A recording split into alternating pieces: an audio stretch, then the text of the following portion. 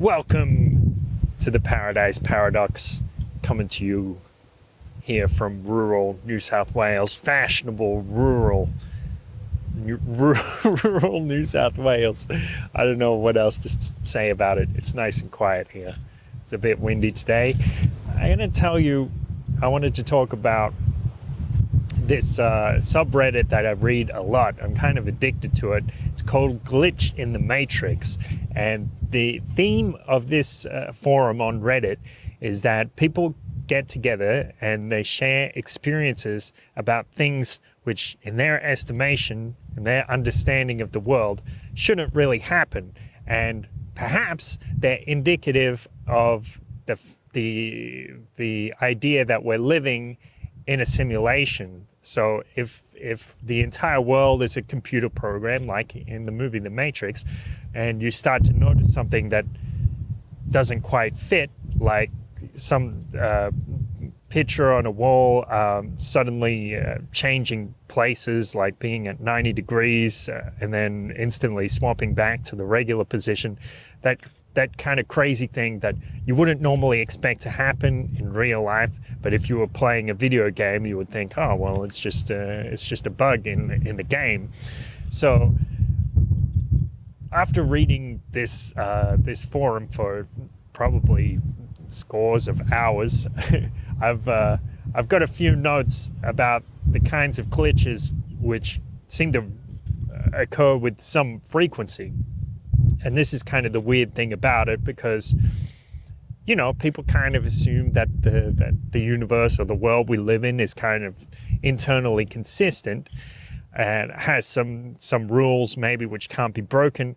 Well, these experiences, these case studies, if you will, I mean, you can call it anecdotal evidence if you want to diminish it, but these, you know, I believe a lot of these are genuine people who are just describing their experiences. Some of them are probably fake and people have constructed works of fiction, but I believe a lot of them are real. So one thing that comes up a lot, and we've talked about this before, is disappearing or reappearing objects. So a lot of the time there'll be something really simple like a pen, and you say you drop it, and if you don't keep your eye on it, you might never find it again. That happens. I'm sure everybody's had that experience. Also with lighters, especially big lighters, because they're the most common. But I mean, that's easier to explain away, because you say, oh, well, those things are so easy to replace. They look pretty much identical all over the world, like from Europe to Australia. They're very common. So if you pick up one which is just like yours and you know, you lose it, you find it, whatever, that's not that remarkable. But then people have even experiences like, say they drop a screwdriver in a room and there's nothing else in the room, or maybe just like a single cupboard or something like that. And they look all around and think, hang on, there is no place that screwdriver could have gone. And then years later, when they open up the floorboards, they see that the screwdriver is under the floorboards. There wasn't any hole for a place for it to go. Or another example with the lighter, of course, with the big lighter, it's simple to explain, but there is one case where a guy had a special edition Zippo. The guy didn't even smoke. And he would always notice when he put it on his desk, it would tend to disappear and then return the next day. And he was like, okay, well, let's see what's up with this. He put it in his safe and it did the same thing. Very, very strange, very, very unusual.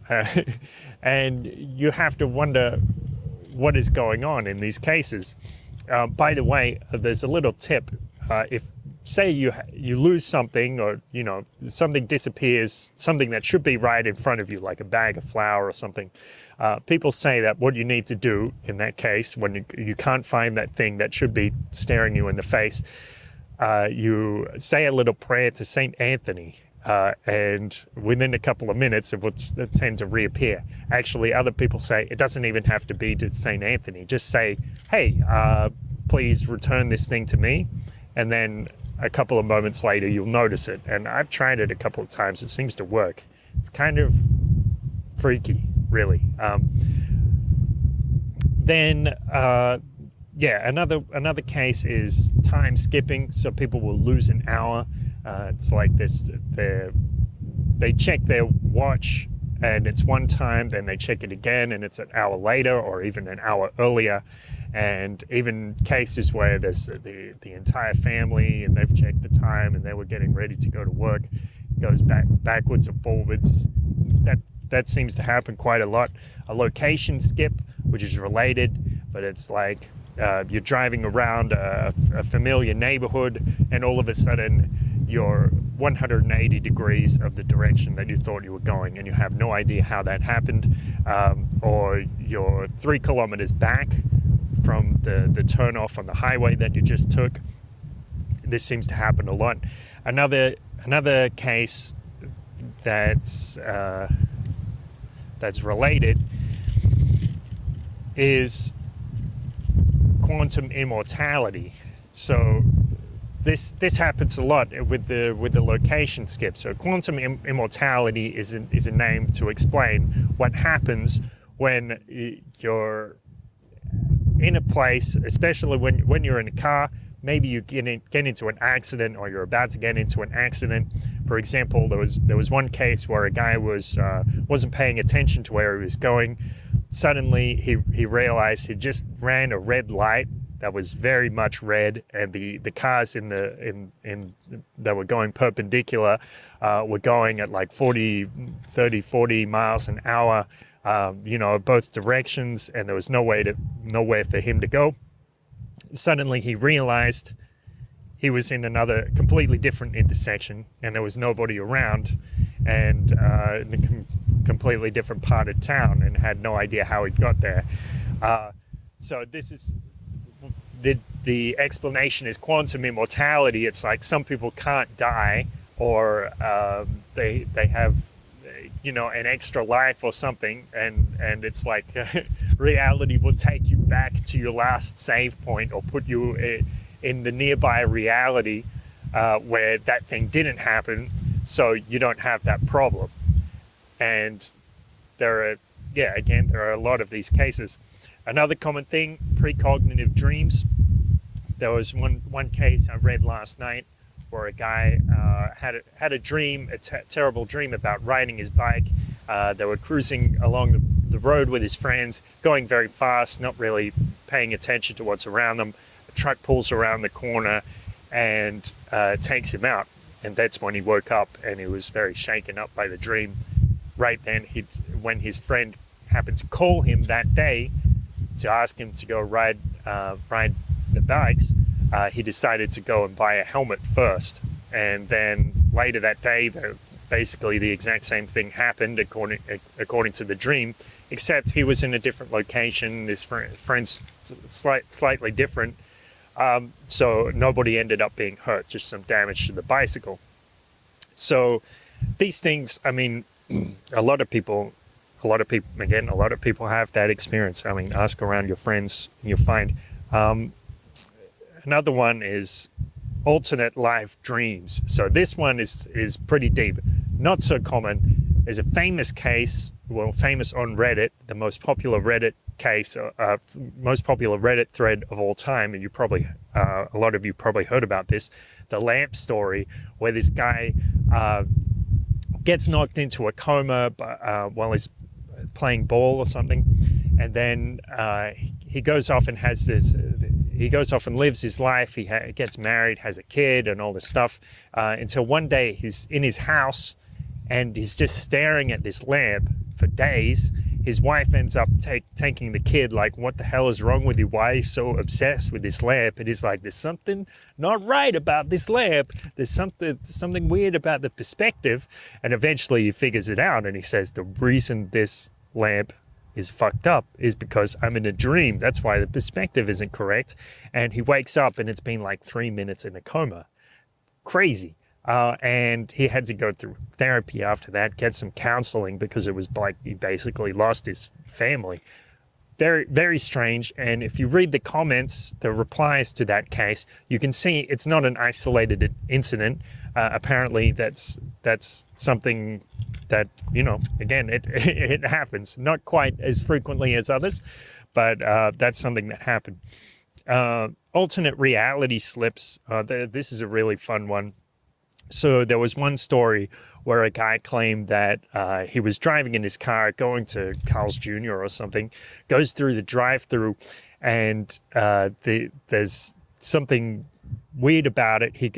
They ask him like to pay with his hand or with his payment slip or something like this, and he's like, oh well, how about I just give you my debit card? And they examine the debit card, and they're looking at the front and back, and they can't figure out what it is, and they say, I can't take this. And he says, okay, well, how about cash? Is that fine? And they're like, well, I guess so. And again, they inspect the bill, but they end up taking it, and the guy gets he goes to collect his food, and then the woman at the next window starts repeating herself over and over, and that's the point where he wakes up in the car park of the Carl's Jr. and goes to order again. Another one where a guy was in a town that he didn't know that well, went into some part of it, and there was this odd comic book store open at around 10, 11 p.m. at night, and he noticed that some of the characters on the posters that should have been Marvel were actually DC, and vice versa. It was something like the Flash had crossed over to the other side, and he was very confused. The lady was confused about his T-shirt, which had the Flash as the other company's character, and they didn't really get it. He said he bought some comic books from that place and had like these ultra rare comic books that were from another universe. Ended up losing them, or putting them in a box and not thinking about them. Another story where this one I think is probably fake, but the story was this guy comes. He's in a diner one day, and the diner is across the road from the hospital where he works as an anesthetist, and he goes into the diner, eats lunch, then he goes into the bathroom, comes back out, and walks out of the diner after paying, and he sees that the hospital isn't there. His workplace has just disappeared or changed into a different building, and the city appears very different. And he immediately got a taxi and went to get a psychological evaluation. But what he determined was, what his best guess is, he'd actually just switched universes. So in his reality, I think the town was called Eugene, Oregon, but in our reality, it's called Spencer, Oregon, or something like that. He was no longer an anesthetist. He was a radiologist or some other profession, but he didn't have the skills. And he noticed, his mother and father were very different, and all these things. And he claimed that through some good fortune, he managed to track down other people that were also from his reality. Very interesting. I'm pretty sure that one was fake, because when he answered questions about it, sometimes the responses just seemed too perfect, and it seemed like he was just making it up on the spot. But still, it's a very interesting case. I'll see if I could put the link in the show notes. Exploding head syndrome. Okay, that sounds pretty nasty, but it's a pretty common one, but it's not that glitchy. Exploding head syndrome is just like when you're about to wake up and then you hear this very loud noise, like a cymbal clanging or like a gunshot, an explosion, and it's quite common according to Wikipedia. Not really that glitchy, and it's not really such a big deal. If you wake up to a huge sound and it turned out there was no sound, that's pretty normal. You don't need to worry about that. Voices that help. Yeah, so some people hear voices which guide them and they hear them. It's like an auditory hallucination, just like a schizophrenic or psychotic would hear. But they actually have valuable information. So in one case, there was a guy who was a bit of a lead foot, liked to drive around his neighborhood. He knew the streets quite well, but one day, speeding down a local street, it was like he heard the voice of his father in the passenger side saying to him, "Hey, watch out, there's a kid around that corner." And he immediately slowed down, and it was true. There was a kid around the corner. If he hadn't have heard the voice, then he could have been in a lot of trouble. So people say, was this like an angel interfering, or this is just a psychic ability of his, or it's like in another reality that actually happened. He did hit the kid, and he was just like on his knees pleading, please, whatever, I would give anything to make that not happen, and that house somehow interfered with the first reality. I don't know. I don't think anybody knows, but these are a lot of fun. I recommend you read some of them. Sometimes you have to dig through a bit to find the good stuff, because a lot of them are just not all that interesting. But like 1 in 10, 1 in 5 is something that one might get you on the edge of your seat and think, what the hell is going on here? Or keep you up awake at night wondering how real your reality is. Here's what I saw one poster, one commenter say. He said, for a long time, I kind of thought that reality was reality, was like fixed in place, and there was physical laws, and everything more or less has a simple explanation, a rational explanation. And after reading these hundreds of cases, it's hard for him to say that now. It's hard for him to say, well, I guess everything is just just normal playing out according to physical laws, like we expect it is, like we learn in high school or something like that. Once you have a look at all of these cases, it's very hard to dismiss all of them. I mean, probably some of them are lying, but when you read a lot of them, you get that ring of genuineness, and you say, hey, this guy is probably legit. There's something about this story which makes me feel like he's just writing his experiences. He's not trying to blow it up out of proportion, exaggerate it, and make it seem really cool. He's just puzzled and wondering what's going on. So the thing is, there's still a lot of room for wonder here. Things aren't entirely fixed, We don't really know what goes on in this world. We don't. And you're free to question that. You're free to question who you are and what you are and what's happening, and whether this thing is just a holographic projection of a sneeze of an ancient being from another world. You can ponder that all you want. You don't have to be locked into a materialistic, philosophical materialism view of the world. The questions of the world are low-hanging fruit that you can pick up and eat and suck out their juices. So go ahead and wonder. Feel free to wonder. Thank you so much for listening, and have a great day.